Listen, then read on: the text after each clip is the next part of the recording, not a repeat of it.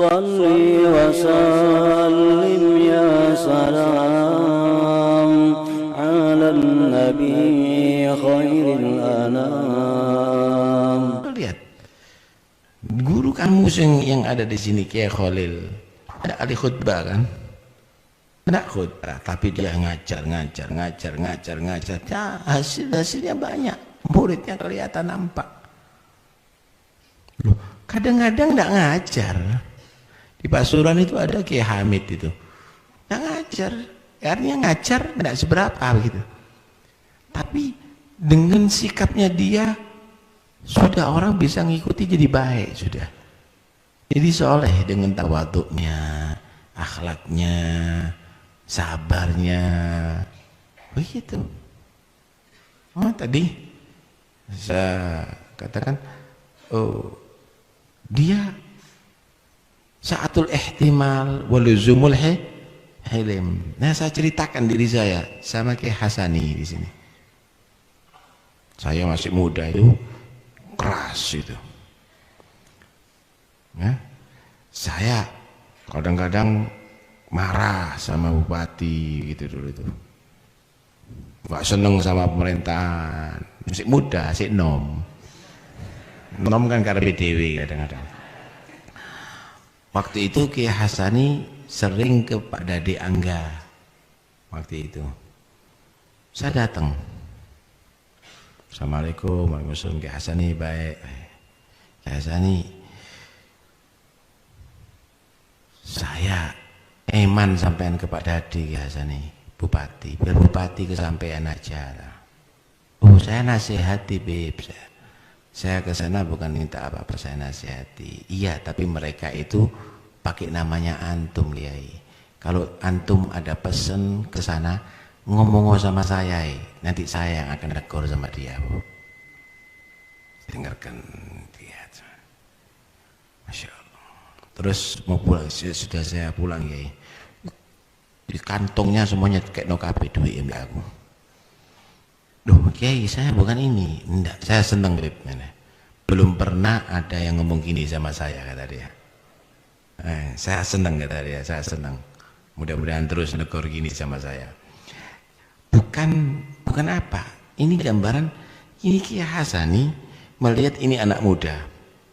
Walaupun misalnya kurang pas, tetapi dia menghargai. Ini cara penyelamatan ini.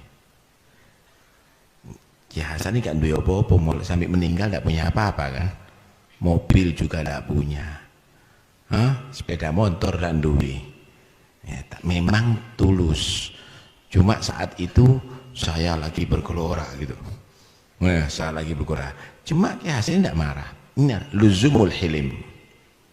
Ini luzumul hilim. Tapi saya terinspirasi. Berarti saat itu Kiai Hasani adalah mendukung saya, cuma tidak dengan cara saya. Dia punya cara sendiri. Itu adalah penting untuk dipahami. Karena itu nggak bisa orang dengan kaku-kakuan merasa dirinya menang sendiri, merasa hebat. Nggak bisa. Banyak di Indonesia syuyuh yang mereka tadi itu adalah orang yang istimewa. Cuma memang yang digandrungi kadang-kadang yang bukan istimewa. Nggak disebut, nggak diceritakan yang model-model begitu. Ya? Banyak sering saya ketemu. Ada juga saya sering kepada Kiai Badri. Itu guru saya itu Kiai Badri itu. Sering dia tadi itu membimbing saya, tapi dia tidak mau mengajari. Gitu. Kenapa? Saya tidak mau mengajari habaib. Gitu.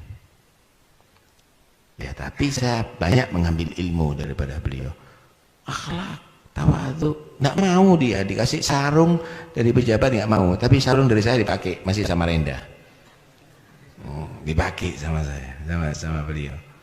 Nah, pernah datang ke rumahnya, pakai mobil, baru pertama bisa nyetir mobil. Sok ini Taufik nih. Di muka Kiai Badri itu ada pohon kelapa, duduk di situ ngomong-ngomong. Ini dilatih ini sama Kiai Badri. Itu Kiai Badri 40 tahun puasa mudahar. itu kalau buka sama sahurnya satu makanan tok. Jadi jam 10 maghrib minum makan kurma sama air, jam 10 makan sak sahur guys. Buka sak sahur dari siji. Pernah saya tegur itu dulu tuh, Kiai, Nabi itu menyatakan afdhul syam syamu Daud, karena yasumu yauman wa yuftiru yauman. Lah kok sampean somo dahar? Bib, saya pernah 2 hari tidak puasa, 2 minggu di rumah sakit saya. Jadi saya harus puasa, Bib. Mungkin bisa wajib ini puasa bagi saya, karena kalau tidak saya sakit. Sudah 40 tahun saya, kata dia. Gulanya tinggi, makan sehari 400 gulanya. Alhasil panjang cerita, pulang sok atret seret kena pohon kelapa dhuwur. Paket di Badri. Tak delok peyok. Wes Kiai, rasa tau pulang saya. Dapat beberapa hari datang lagi situ. Tahu no pohon kurma, pohon apa? Pohon kelapa. Loh Kiai, mana pohonnya? Tak tegur, Beb. Kenapa? Supaya enggak nabrak lagi sampai.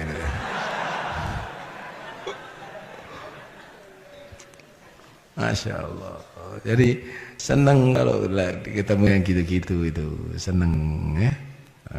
Waktu kecil dulu saya nakal saya. Nih tak kasih bukti saya nakal dulu. Nih bidat nih. Kenapa? Lari ngekop pot dor, pecah potnya sampean. Ya semaput saya. Sakit ini, sakit. Saya main-main di kuburan dekat rumah itu, main-main di tengah situ. Kiai Hamid itu kalau ziarah Habib Ja'far belum sampai di pintu kuburan sudah dicopot sandalnya. Tidak pernah di kuburan itu kalau ziarah gurunya Habib Ja'far pakai sendal, dicopot sandalnya, jalan. Pulang dari situ kelihatan saya ini kok perbanan, diparani ke tengah kuburan.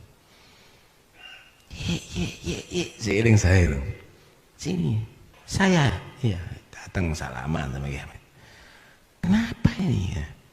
Jatuh ya, jangan nakal, kasihan uminya.